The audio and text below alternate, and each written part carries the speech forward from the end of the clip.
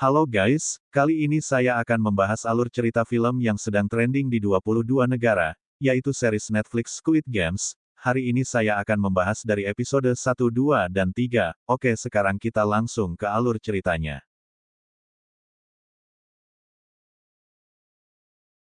Ini adalah Song Gi-hun, duda anak satu yang mempunyai hutang 255 juta won. Dan hari ini dia baru saja memenangkan judi sebanyak 4.560.000 won. Dia sangat senang dan akan segera membeli kado untuk putrinya yang sedang ulang tahun. Namun saat sedang menelpon, rentenir tempat dia meminjam uang tiba-tiba ada di sana dan melihat Gi-hun. Gi-hun langsung lari dan tidak sengaja menabrak seorang remaja sampai remaja ini terjatuh. Gi-hun terus berlari dan akhirnya tertangkap oleh rentenir itu. Gi-hun dipaksa untuk segera membayar hutangnya, karena takut, Gi-hun mengambil uang yang baru dia menangkan. Namun ternyata tidak ada. Uang itu jatuh di tempat dia menabrak remaja tadi, rentenir terus memukulnya, dan bahkan hampir mencongkel hidung Gi-hun. Gi-hun berjanji akan melunasinya dan akhirnya rentenir memberikan surat perjanjian pengambilan organ tubuh jika bulan depan Gi-hun tidak melunasinya. Gi-hun akhirnya menandatangani perjanjian itu. Gi-hun akhirnya pulang. Gi-hun menunggu kereta dan dia bertemu dengan seorang pria. Pria ini mengajak Gi-hun untuk melakukan sebuah permainan. Pria ini langsung membuka kopernya yang berisi uang gepokan dan 2 mainan bernama dakji. Pria ini meminta Gi-hun bermain dakji dengannya dan setiap Gi-hun menang akan mendapatkan uang 100.000 won. Dan jika Gi-hun kalah Gi-hun yang harus memberikan uang 100.000 won ke pria ini, karena Gi-hun butuh uang. Gi-hun akhirnya mau bermain dan Gi-hun memilih dakji warna biru. Permainan dimulai.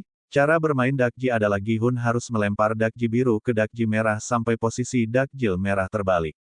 Gi-hun kalah, namun Gi-hun tidak punya uang. Akhirnya pria ini mengganti tawarannya, yaitu jika Gi-hun kalah maka pria ini akan menampar Gi-hun. Gi-hun setuju. Mereka bermain lagi, sampai berkali-kali Gi-hun kalah dan berkali-kali pula Gi-hun ditampar sampai pipinya biru. Namun Gi-hun tidak menyerah, Gi-hun tetap melanjutkan permainan. Dan setelah beberapa kali Gi-hun akhirnya menang. Karena kesal Gi-hun hampir menampar pria ini namun ditangkis dan pria ini memberikan uang 100.000 won. Rupanya Gi-hun bermain lagi sampai lembaran uang yang didapat semakin banyak. Dan rupanya pria ini tahu siapa Gi-hun, bahkan dia tahu seberapa banyak hutang Gi-hun. Gi-hun pun bingung, dan pria ini memberikan sebuah kartu pada Gi-hun, dan meminta Gi-hun untuk menghubunginya. Malamnya Gi-hun langsung menghubungi nomor yang ada di kartu itu. Rupanya nomor itu adalah nomor sebuah lokasi untuk melakukan sebuah permainan. Tak lama kemudian Gi-hun dijemput dengan mobil oleh orang berbaju merah. Gi-hun masuk, ternyata di mobil sudah ada orang dan mereka semua tertidur. Tak lama kemudian mobil disemprot, rupanya ini adalah obat bius dan Gi-hun langsung tertidur. Dan saat Gi-hun bangun, dia sudah berada di ruangan dengan banyak orang yang lainnya, dengan memakai baju yang sama yang dinomori sesuai nomor urutan mereka masuk. Mereka semua tertata rapi. Semua orang di sana adalah peserta yang akan mengikuti permainan. Total peserta adalah 456 orang dan Gi-hun adalah orang yang ke-456. Laki-laki perempuan dari remaja sampai dewasa ada di sana. Bahkan Gi-hun bertemu dengan kakek-kakek. Kakek ini memiliki nomor 1. Kakek mempunyai penyakit tumor otak dan hidupnya sudah tidak lama lagi. Dan kakek memutuskan untuk menghabiskan sisa hidupnya untuk mengikuti permainan. Tak lama kemudian ada laki-laki dan perempuan yang sedang bertengkar. Laki-laki ini bernama Deoksu dan remaja ini adalah Kang Sae-byok, wanita yang mengambil uang Gi-hun. Deoksu rupanya adalah preman dan Sae-byok adalah bawahannya yang sudah melarikan diri. Deoksu menghajar Sae-byok karena Sae-byok sudah mengkhianatinya. Gi-hun pun sadar jika Sae-byok adalah orang yang sudah mengambil uangnya. Tak lama kemudian orang berbaju merah datang, mereka adalah staf yang akan mengawasi peserta. Setiap staf memiliki tanda di topengnya yaitu segitiga, lingkaran dan kotak. Kotak berkedudukan paling tinggi, segitiga yang kedua dan lingkaran adalah kedudukan paling rendah dan para staf dilarang memperlihatkan wajah mereka. Staf memberitahu bahwa peserta akan memainkan 6 permainan dalam 6 hari, dan pemenangnya akan mendapatkan hadiah uang tunai dengan jumlah yang besar. Jenis permainan yang akan dimainkan akan dirahasiakan, dan jumlah uang yang akan didapatkan pemenang akan diumumkan setelah permainan pertama selesai. Staf mempersilahkan peserta untuk memilih keluar atau tetap mengikuti permainan. Semua peserta setuju bermain, mereka berbaris untuk menandatangani formulir persetujuan, yang berisi 1. Pemain tidak boleh berhenti bermain, 2. Pemain yang menolak bermain akan dieliminasi, 3. Permainan akan dihentikan jika mayoritas pemain setuju. Permainan pertama akan dimulai, para staf membawa para peserta ke tempat permainan. Sebelum masuk, semua peserta difoto terlebih dahulu. Para peserta sangat semangat untuk bermain, dan di sisi lain semua gerak-gerik peserta diawasi oleh staf dan frontman.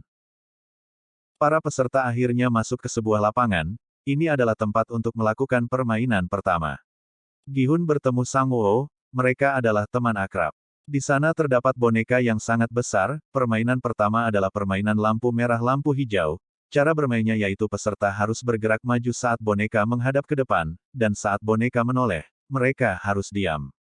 Jika ada pergerakan maka peserta akan tereliminasi. Para peserta menganggap ini sebuah lelucon, permainan dimulai dan waktunya adalah 5 menit, mereka mulai bergerak, peserta 324 tereliminasi dan langsung ditembak. Semua peserta terkejut. Mereka mengira ini hanya pura-pura namun saat permainan kembali dimulai, peserta yang tereliminasi langsung ditembak, semua peserta ketakutan dan banyak yang berlari. Semua peserta yang lari langsung ditembak secara brutal, hanya sedikit peserta yang masih diam di tempat. Permainan kembali dimulai, peserta ketakutan dan tetap diam. Rupanya kakek paham dengan permainan ini dan berani berjalan maju, peserta lain pun mengikutinya.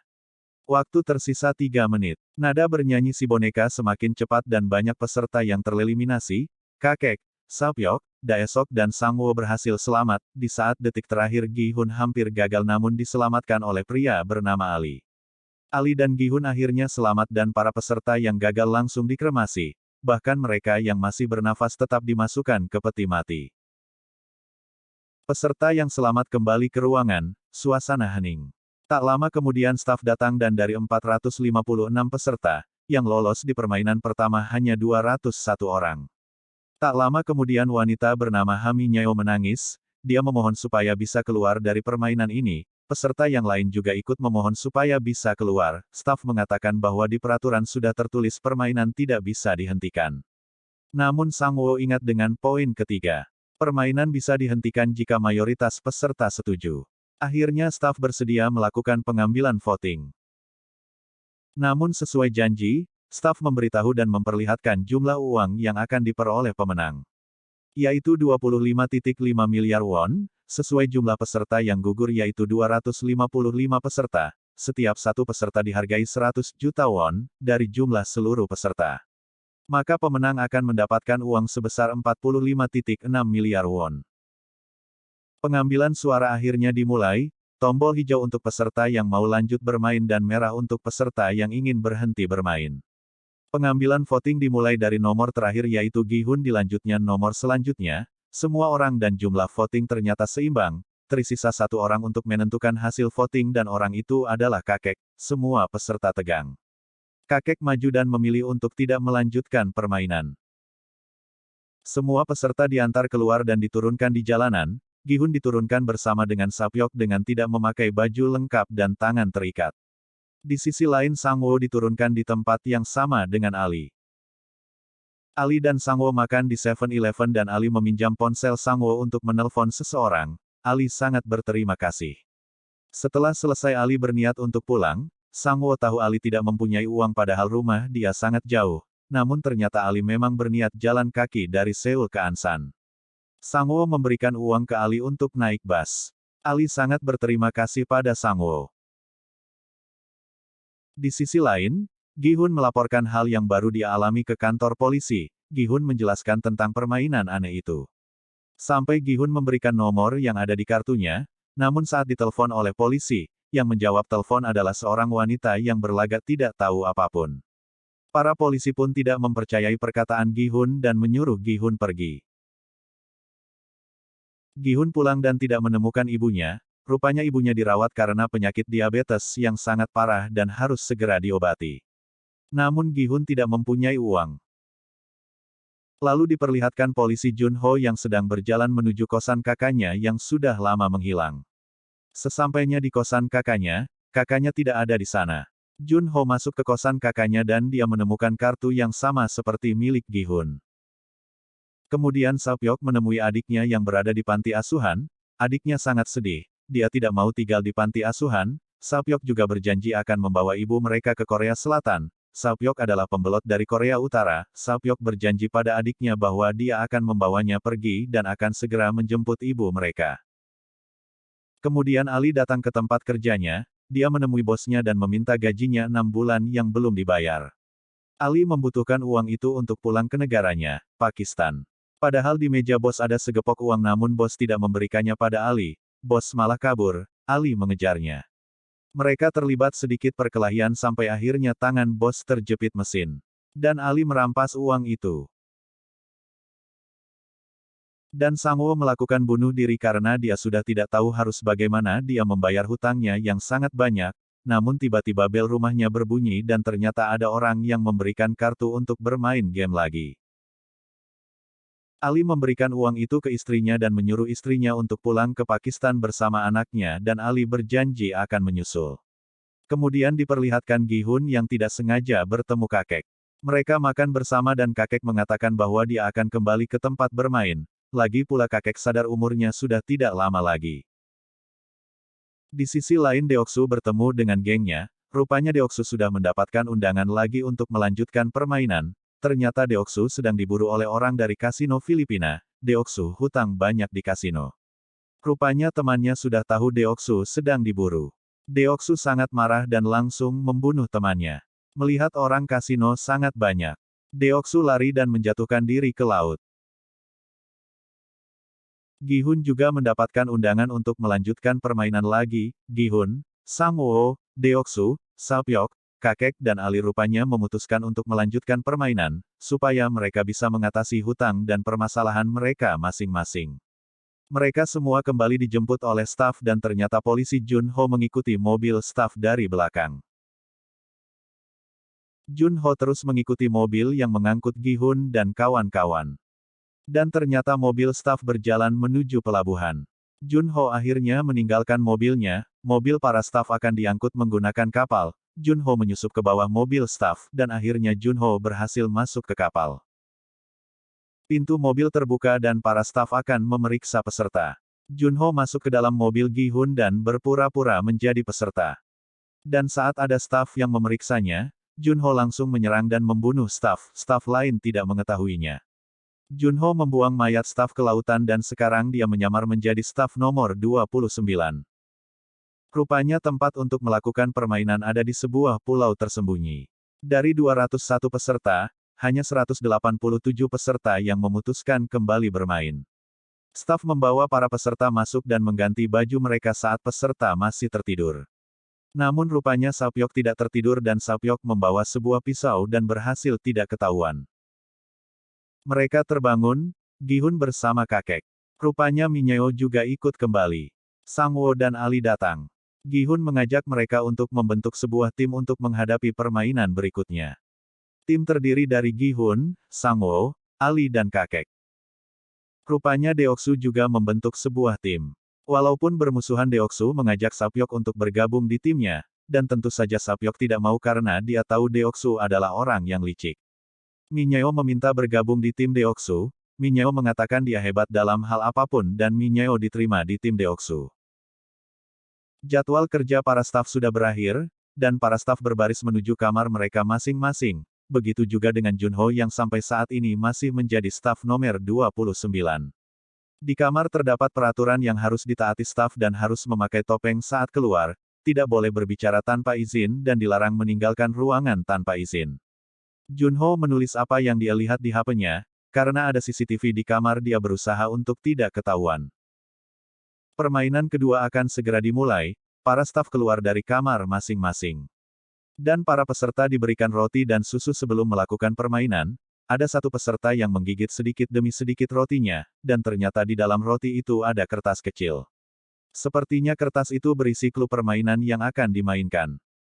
Para staf dan peserta masuk ke lapangan yang tertata seperti taman bermain anak-anak. Para peserta disuruh memilih satu di antara 4 simbol yang ada di tembok, yaitu lingkaran, segitiga, bintang, dan payung. Semua peserta memilih salah satu simbol dan berbaris di depan simbol yang mereka pilih. Sangwoo memilih segitiga, Ali lingkaran, Gi-hun payung dan kakek bintang. Semua peserta berbaris dan selanjutnya peserta harus mengambil satu benda yang ada di depan mereka. Para peserta membuka benda itu dan benda itu berisi gulali dengan ukiran simbol yang mereka pilih. Peserta yang sudah mengetahui permainan dari roti yang dia makan memilih simbol segitiga. Mineo dan Deoksu memilih bintang dan Sapyeok segitiga. Simbol yang dipilih peserta adalah bentuk yang harus mereka potong. Peserta akan lulus jika berhasil memotong bentuk dalam 10 menit. Dan permainan dimulai. Para peserta sangat berhati-hati memotong simbol mereka, karena simbol mereka harus berbentuk sempurna. Staf mengawasi peserta, staf lain dan frontman mengawasi dari CCTV. Dan ada satu peserta yang gagal. Simbol payungnya patah. Staf yang mengetahui langsung menembaknya dan membuat peserta lain semakin tegang dan ketakutan, dan tiba-tiba banyak peserta yang gagal, suara tembakan terus berbunyi. Mineo melakukan kecurangan dengan memanaskan tusukan besi dengan korek api sehingga simbolnya mudah dikeluarkan. Waktu tersisa 5 menit dan semakin banyak peserta yang gagal, peserta yang sudah tahu clue permainan sejak awal akhirnya berhasil lolos. Sapyeok juga berhasil lolos, dan Ali juga lolos dengan simbol lingkarannya. Peserta yang lolos boleh meninggalkan tempat permainan. Dan ternyata Junho salah tugas, dia ketahuan oleh staf kotak. Harusnya tugas Junho adalah mengangkut anggur. Junho mengatakan bahwa dia bingung dan staf kotak meminta Junho menemuinya nanti untuk membicarakan kebingungannya. Gi-hun masih kesulitan dengan simbol payungnya. Sangwoo lolos. Waktunya tersisa 3 menit. Gi-hun dan peserta lain semakin gugup. Gi-hun sangat tegang sampai keringatnya menetes di gulali, dan berkat keringatnya Gi-hun mendapat solusi. Gulali akan meleleh jika terkena air, dan Gi-hun akhirnya menjilati gulali miliknya supaya cepat tipis dan bisa dipotong. Mineo berhasil dengan kecurangannya, dia memberikan korek api ke Deoksu. Peserta lain yang melihat Gi-hun menjilati gulalinya akhirnya mengikuti trik Gi-hun. Waktu tersisa 1 menit, semua peserta yang tersisa menjilati gulali mereka. Deoksu akhirnya berhasil, begitu pula dengan kakek, waktu tersisa 10 detik Gi-hun masih menjilati gulalinya. Dan saat waktu hampir habis Gi-hun berhasil membentuk simbolnya. Dari 187 peserta yang bermain, 79 peserta tereliminasi. Hadiah uang pun bertambah sebanyak 7,9 miliar won dan sekarang total hadiah 34,8 miliar won. Sekian pembahasan episode 1, 2 dan 3 Squid Games, untuk episode selanjutnya akan saya upload besok. Terima kasih.